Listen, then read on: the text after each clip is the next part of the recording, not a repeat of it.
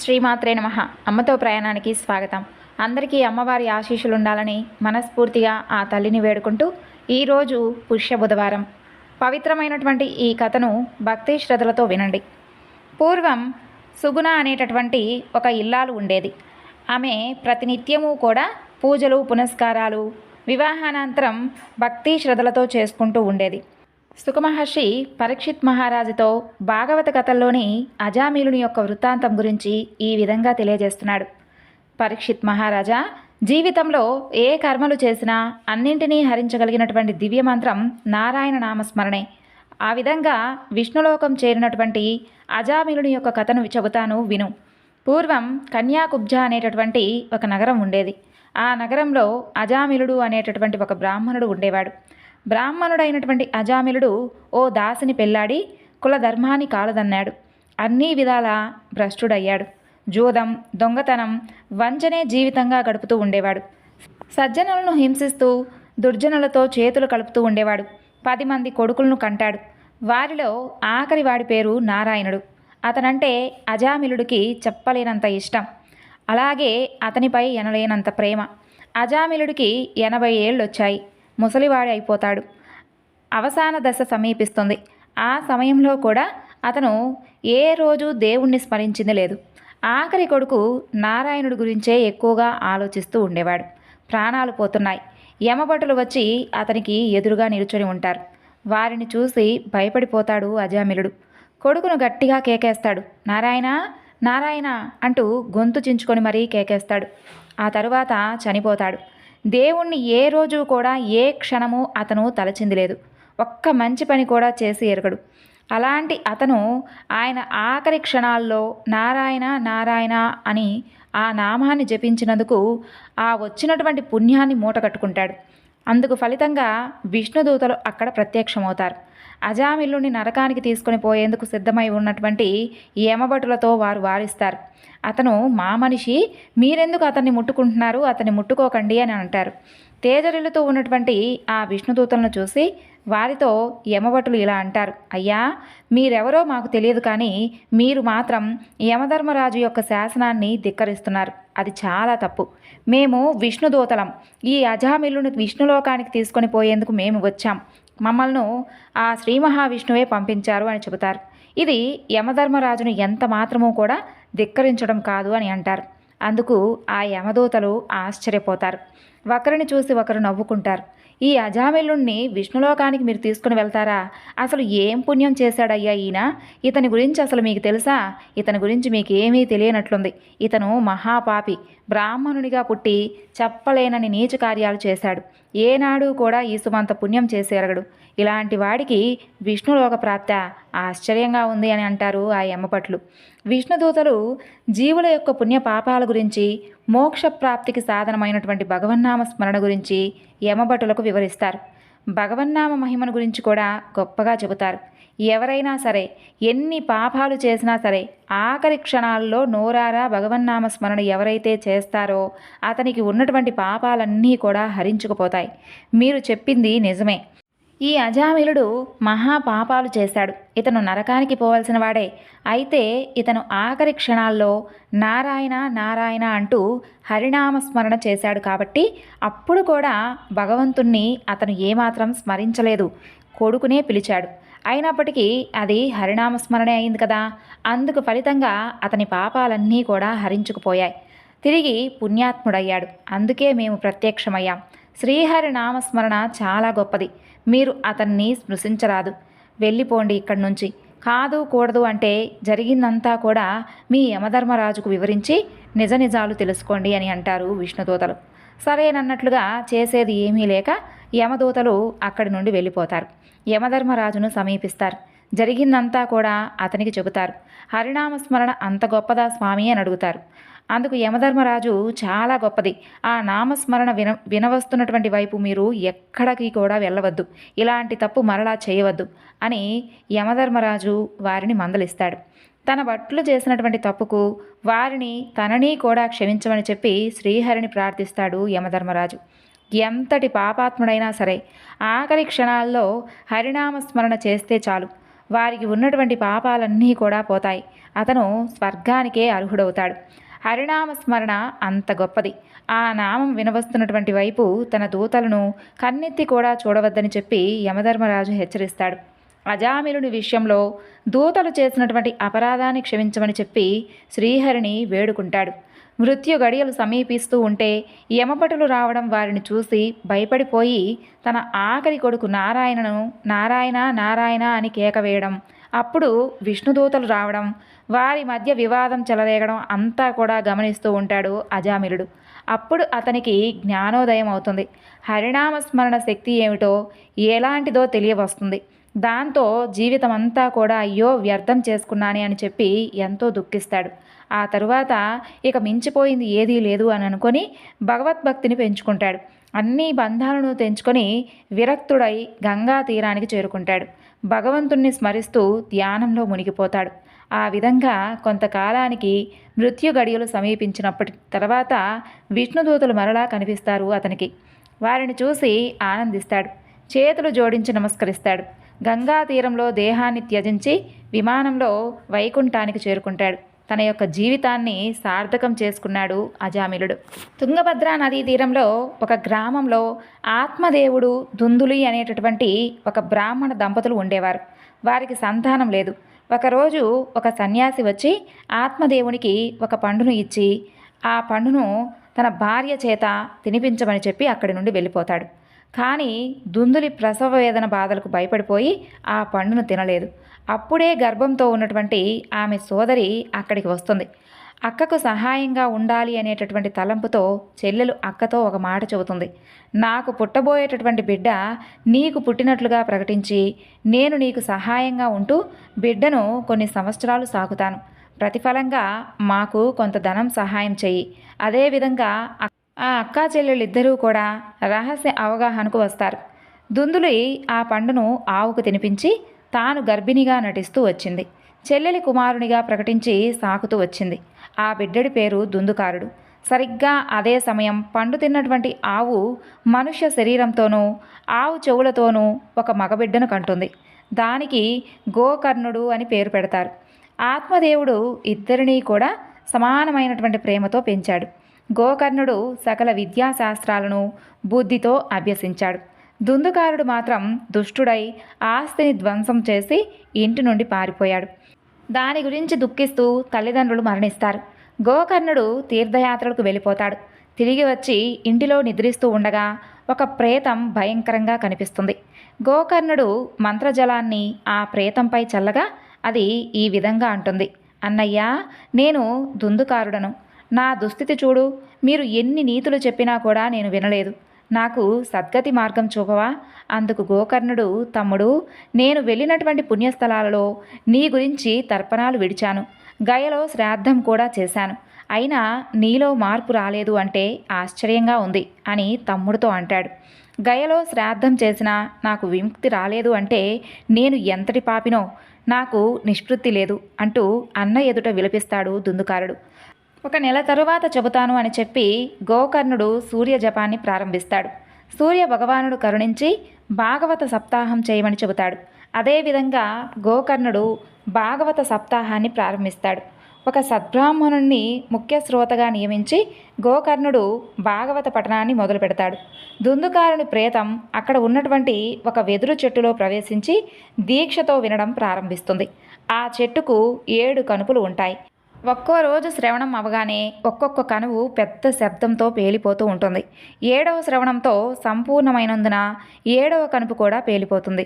దానిలో నుండి అత్యంత మనోహరుడు పీతాంబరిధారి అయి సాక్షాత్తు శ్రీకృష్ణుని వలె దివ్యమైనటువంటి తేజస్సుతో మనుష్య రూపంతో వెలుపలికి వస్తాడు.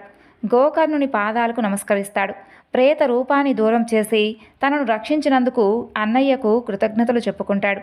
ఇంతలో వైకుంఠం నుండి విమానం ఒకటి వచ్చి దేవదూతలు దుందుకారుణ్ణి ఆహ్వానించి విమానంలో కూర్చోమని అంటారు. అప్పుడు గోకర్ణుడు విష్ణుదూతలను ఇలా అడుగుతాడు, ఓ దివ్యదూతలారా, ఇంతమంది విష్ణు పురాణం శ్రవణం చేస్తే ఈ ఒక్కడినే ఎందుకు ఆహ్వానిస్తున్నారు? అందుకు వారు, ఓ పుణ్యాత్ముడా, నీ ప్రశ్న చాలా బాగుంది. కానీ వినడం మాత్రమే చాలదు. ఇంతమందిలో ఎందరైతే మన ప్రాణాలను కేంద్రీకరించి విన్నారో నీవు చెప్పగలవా? శ్రవణమే కాదు, మననం కూడా చేయాలి. శ్రీకృష్ణ లీలాతత్వంలో ఏకమవ్వాలి. ఈ ప్రేతం అలా చేసి ప్రేత విముక్తినే కాదు, వైకుంఠ ప్రాప్తిని కూడా సాధించింది. అన్యదా శరణం నాస్తిత్వమేవ శరణం మమ అని ఆత్మార్పణ చేసుకోవాలి. ఇంకొక భాగవత సప్తాహం చేయండి. అప్పుడు దీక్షతో నీవలే శ్రద్ధాభక్తులు ఉన్నవారు వైకుంఠ ప్రాప్తిని పొందగలరు అని చెప్పి సమాధానం చెబుతారు. గోకర్ణుడు విష్ణుదూతల మాటలను విని మరలా సప్తాహం చేస్తాడు. ఈసారి సాక్షాత్తు ఆ శ్రీకృష్ణ పరమాత్మ అవతరించి గోకర్ణునితో పాటు శ్రద్ధాశక్తులతో విన్న వారందరినీ కూడా శ్రీకృష్ణ స్వరూపాలుగా మార్చి తనతోనే వైకుంఠానికి తీసుకొని వెళ్ళిపోతాడు. ఓసారి అపార కృపావస్తులుడైనటువంటి శ్రీమన్నారాయణుడు కలియుగంలో భాగవత సప్తాహ శ్రవణం చేసిన వారందరి హృదయాల్లోనూ నేను నివసించే విధంగా వరాన్ని ప్రసాదిస్తున్నాను అని వరాన్ని ప్రసాదించాడు. అందుకే ఎప్పుడైనా కానీ మనస్ఫూర్తిగా భాగవతాన్ని చదివి అందులో ఉన్నటువంటి అంతరార్థాన్ని తెలుసుకుంటే, భగవంతుని యొక్క తత్వాన్ని ఆకలింపు చేసుకుంటే చాలు, వారందరూ కూడా శ్రీకృష్ణ స్వరూపులే అవుతారు. భాగవతం చదవడం, రాయడం, వినడం వలన ఎంత మంచి జరుగుతుందో చూశాం కదా. ధ్రువుని వంశంలో ఆంగుడు అనేటటువంటి ఒక రాజు చిరకాలం సంతానం లేక పుత్రకామేష్టి యాగాన్ని చేస్తాడు. యాగ ఫలితంగా అతనికి ఒక కుమారుణ్ణి పొందుతాడు. అతని పేరు వేణుడు. అతను చిన్ననాటి నుండే క్రూరమైనటువంటి పనులు చేస్తూ అందరినీ హింసిస్తూ ఉండేవాడు. అలాంటి కొడుకు కన్నా సంతానం లేకుండా ఉంటే బాగుండేది అని బాధపడి దండించి శాసించినా కూడా మారడం లేదని చెప్పి అతను ఎంతో బాధపడుతూ ఉండేవాడు. అదంతా భరించలేనటువంటి రాజు ఎవరికీ చెప్పకుండా అడవికి వెళ్ళిపోతాడు. రాజు కోసం మంత్రి ఎంత వెతికించినా కూడా రాజుగారి జాడ మాత్రం దొరకలేదు. ఇక తప్పక వేణుణ్ణి సింహాసనాన్ని ఎక్కించారు. వేణుడు రాజైన తర్వాత నుండి ప్రజలకు ఇటు రాజు నుండి అటు క్రూరుల వైపు నుండి బాధ కలుగుతూ ఉంది. యజ్ఞ యాగాది క్రతువులు లేవు. రాజు ఈశ్వరుడు కాబట్టి మీరు యజ్ఞం చేస్తే నాకు కూడా చెయ్యాలి, నా చిత్రపటాలకే ఆరాధన చెయ్యాలి అని చెప్పి వేణుడు ప్రకటించాడు. ఇప్పుడు భూదేవికి కోపం వచ్చింది. వీళ్ళు తమ కొరకు మాత్రమే తింటున్నారు, వీరికి కృతజ్ఞత లేదు, యజ్ఞ యాగాది క్రతువులు కూడా చేయడం లేదు, కాబట్టి నేను ఓషధీ శక్తిని ఉపసంహారం చేస్తున్నాను అని అంటుంది. భూమికి ఓషధీ శక్తి ఉంటేనే బ్రతుకుతారు. ఎప్పుడైతే ఓషధీ శక్తి ఉపసంహారం అవుతుందో వెంటనే వచ్చేటటువంటి ఫలితం ప్రతివాడికి దేశంలో ధర్మం అన్నటువంటి మాట, నీతి అన్నటువంటి మాట కడుపులోకి పదార్థం దొరికినంతసేపే ఉంటాయి. అసలు తినడానికి దొరకకపోతే భాగవతం చెబుతాను రమ్మనమంటే ఎవరైనా వస్తారా? ఎవ్వరూ రారు. ఎక్కడ చూసినా కూడా దేశంలో అసాంఘికమైనటువంటి శక్తులు ప్రబలిపోతాయి. నేరముల సంఖ్య పెరిగిపోతుంది. దొంగతనాలు పెరిగిపోతాయి. ఋషులు ఆ పరిస్థితిని గమనిస్తారు. వారు సరస్వతీ నదీ తీరంలో సమావేశం అవుతారు. రాజ్యంలో అప్పటి దారుణ పరిస్థితులకు కారణం ఏమిటా అని చెప్పి ఆలోచన చేస్తూ ఉంటారు. మహర్షులమందరము వెళ్ళి వేణుడితో ఒక మాట చెబుదాం, అతను మన మాటను కనుక వింటే సరి, లేదా అతను కనుక మన మాటను వినకుంటే మన యొక్క తపశ్శక్తితో అతన్ని సంహరిద్దామని అనుకుని బయలుదేరతారు. ఆ రాజుకు ఆశీర్వచనం చేసి ఒక మాట చెబుతారు.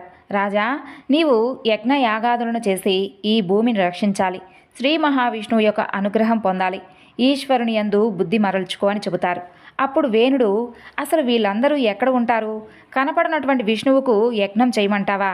ఇంకొకసారి మీరు కనుక నోరు విప్పితే మీ కుతుకలు ఎగిరిపోతాయని అంటాడు. అప్పుడు ఋషులు ఇక అతను మారడు అని అనుకుంటారు.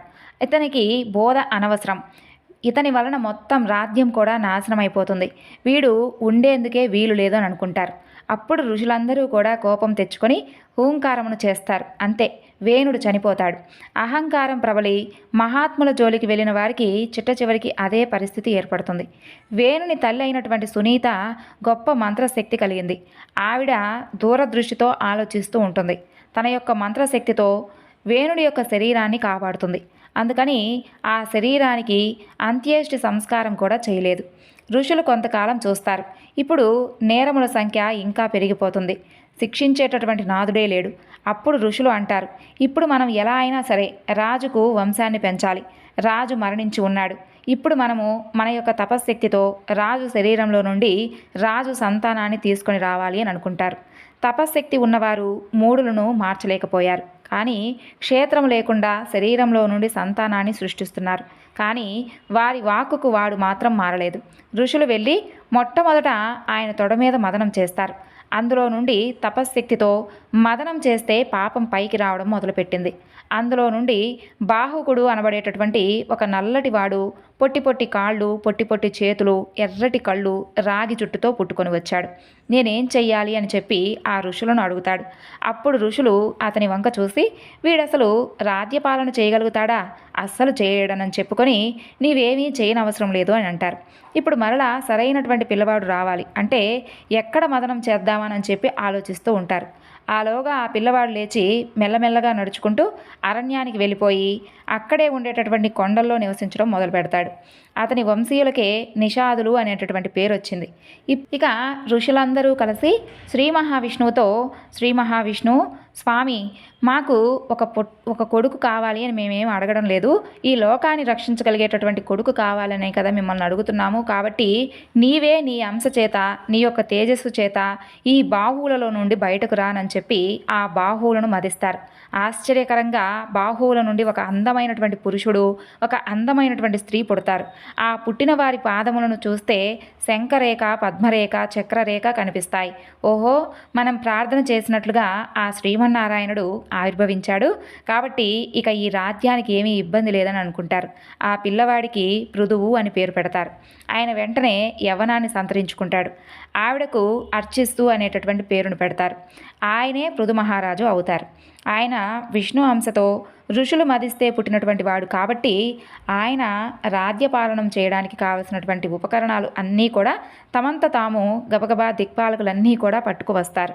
కుబేరుడు ఆయన కూర్చునేందుకు కావలసినటువంటి సింహాసనాన్ని తెస్తాడు. ఈ విధంగా సకల దేవతాగణాలు అందరూ కలిసి అతనికి కావలసినవన్నీ కూడా సమర్పిస్తారు.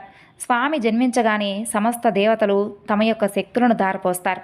పృథు మహారాజు యొక్క పరిపాలన చేయడం కోసం సింహాసనం మీద కూర్చోగానే వందీ మాగాదులు అందరూ కూడా స్తోత్రం చేస్తారు. అప్పుడు పృథువు వారికి బహుమానాలను ఇచ్చి సంతోషపెడతాడు. ప్రజలందరూ కూడా రాజుగారి దగ్గరకు వచ్చి, మహానుభావ, ఇన్నాళ్ళు మాకు చెప్పుకోవడానికి కూడా దిక్కెవ్వరూ లేరు. ఆకలితో అన్నమో రామచంద్ర అని చెప్పి అలమటించిపోతున్నాము. ఎందుకంటే భూమి ఓషధీ శక్తులు అన్నీ కూడా వెనక్కి వెళ్ళిపోయాయి. మేము పంటలను పండిద్దామని చెప్పి అనుకున్నా కూడా పండడం లేదు. నీవే మమ్మలను అనుగ్రహించవలసింది అని కోరుకుంటారు. పార్వతీదేవి శాకాంబరి అయినటువంటి విధంగా వెంటనే పృథు మహారాజు తన యొక్క ధనస్సును పట్టుకొని రథాన్ని ఎక్కి భూమిని వెంబడిస్తాడు. అసలు ఈ భూమి పంట పండుతుందా, పండదా? నా బాణశక్తి చేత ఈ భూమిని భిన్నం చేస్తాను అని అంటాడు. పృథు మహారాజు గారి యొక్క ఆగ్రహాన్ని చూసి భయపడిపోయి భూమి గోరూపాన్ని పొంది పరిగెడుతుంది. ఏ దిక్కుకు పరిగెడితే ఆ దిక్కుకు ఎదురు వచ్చాడు పృథు మహారాజు. అప్పుడు గోవు ప్రార్థన చేస్తుంది, స్వామి, నీవే ఒకనాడు యజ్ఞవరాహమై నీ యొక్క దంష్ట్రలతో భూమిని పైకి ఎత్తావు. నీవే ఈ భూమిలో నుండి అన్ని రకాలైన శక్తులను కలిగించేటటువంటి అదృష్టాన్ని నాకు కటాక్షించావు. ప్రజలెవ్వరూ కూడా యజ్ఞ యాగాదులు చేయలేదు. వేణుడు చెయ్యవద్దు అని చెప్పి శాసించాడు. ప్రజలందరూ కూడా మానివేశారు. యజ్ఞ యాగాదులు మారడం ఎంతటి ప్రమాదకరమో భాగవతం చెబుతుంది. అందుకని నేను నా ఓషధీ శక్తులను గ్రసించాను. అలా గ్రసించడం వలన ఓషధీ శక్తి లోపలికి వెళ్ళి జీర్ణమైపోయింది. ఇప్పుడు లేదు. కానీ ఒక లక్షణం ఉంది. నేను గోరూపంలో తిరుగుతాను. జీర్ణమైనటువంటి శక్తి మరలా పాల రూపంలో బయటకు వస్తుంది. నేను పాల రూపంలో ఈ శక్తులన్నీ కూడా నీకు ఇవ్వాలి. నువ్వు రాజ్యక్షేమం కోరినవాడివి కాబట్టి నీ కోసం విడిచిపెడతాను. కానీ నీవు వచ్చి దూడగా నిలబడతాను అంటే మాత్రమే కుదరదు. ఇప్పుడు దూడ రూపంలో ఎవరైనా రాగలరా? దూడగా ఎవరిని తీసుకువస్తావో చెప్పండి అని అడుగుతుంది. ఆ మాటలను వింటున్నటువంటి పృథు మహారాజు, ఇప్పుడు నీవు చెప్పినటువంటి మాటకు చాలా సంతోషం తల్లి, నీకు నమస్కారం. నీకు దూడగా స్వయంభవ మనువును తీసుకొని వస్తాను. ఆయన భూమిని చాలా గొప్పగా పరిపాలించాడు అని చెబుతాడు. స్వయంభవ మనువు పేరు వినగానే భూమాత చాలా సంతోషిస్తుంది. స్వయంభవ మనువు దూడగా వచ్చి ఆ శిరములను ఒక్కసారిగా కదుపుతాడు. ఒక్కసారి లోపల ప్రేమ కలిగి ఆ శిరములలో నుంచి పాలు కారిపోతాయి. ఈ ఓషధీ శక్తిని పితకగలిగిన వాడు ఉండాలి. ఎవరు పితకాలి? పృథు మహారాజు వెళ్ళి పొదుగు దగ్గర కూర్చుంటాడు. ఇప్పుడు ఓషధీ శక్తులను తట్టుకోగలిగినటువంటి పాత్ర కావాలి.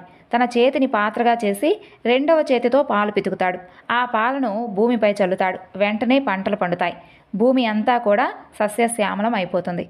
ఇప్పుడు ఆకలి ఎక్కువ, పండేటటువంటి భూమి తక్కువ. అందుకని పృథువు తన యొక్క ధనస్సును చేతపట్టి ధనస్సు చివరి భాగంతో కొన్ని పర్వతాలను పడగొట్టి భూమిని సమానంగా చేస్తాడు.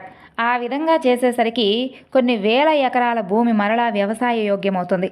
దీని మీదకు వచ్చి నీరు నిలబడుతుంది. విశేషమైనటువంటి పంటలు పండుతాయి.